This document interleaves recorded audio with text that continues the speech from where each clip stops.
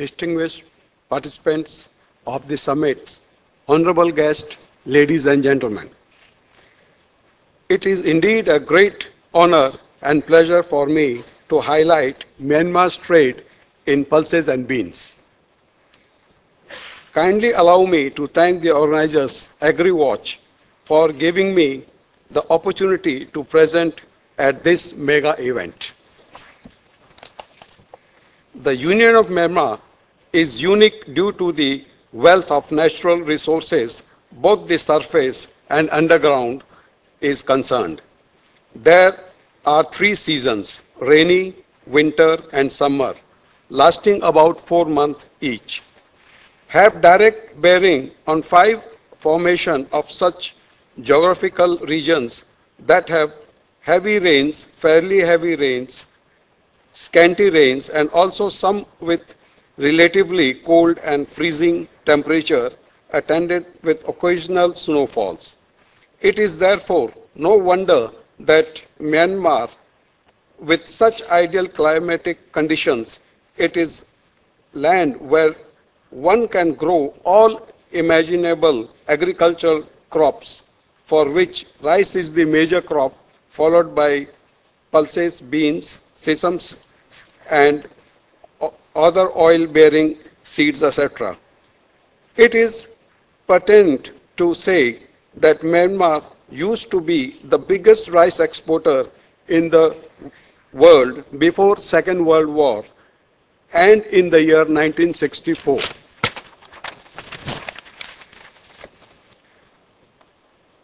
Consistent with the market-oriented economy policy which government has introduced in the coming into being of myriad of private companies in Myanmar, which mainly deals in the export and import business. Following these encouraging developments, development initially, it is most gratefully to see that the export of beans, pulses, and sesame have increased by leaps and bounds, thanks to the cooperation of the worldwide clientele and the steadily improving quality of the products with performance which have been made possible through the relentless efforts, expertise, and strong financial backing of the Myanmar exporters. Production in the country began to increase after 1988, when the introduction of the market economy allowed for the export of most food crops. Farmers are able to earn a relatively good income from growing beans and pulses, which have lower production cost and a shorter growing period than other major crops such as rice, cotton, and sugarcane.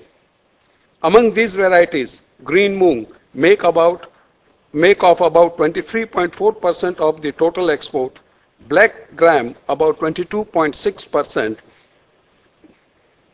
pigeon pea about 15%, chickpea about 6%, cowpea about 4%, soya bean about 4%, and other varieties about 25%.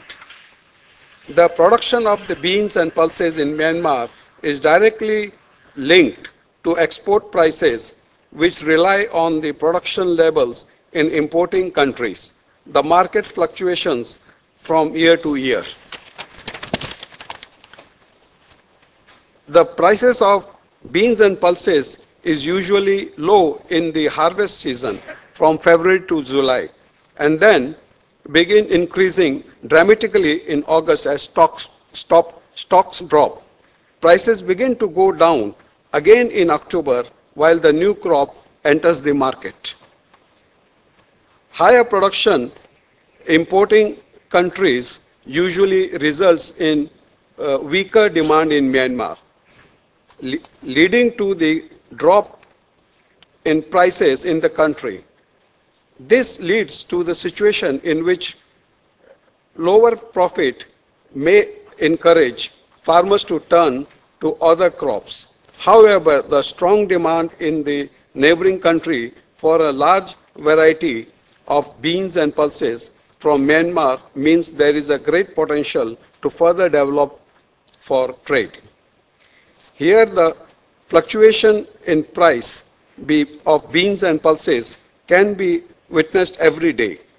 In terms of earning foreign exchange, pulse exporters are pushing to the forefront in Myanmar, leaving rice, timber, and seafood away behind last financial year.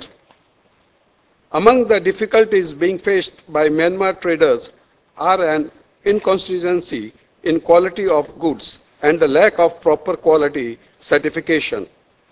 If the quality is constant with the standard fair average quality, higher profit can be enjoyed, making a FOB price at US $200 per ton go up to US $300 per ton.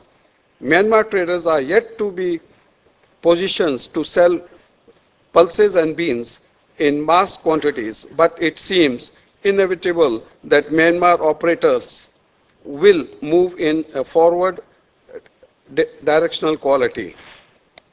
There are issues facing local pulses exporters and challenges they believe need to be met. One is a 10% tax on export, and traders and growers are lobbying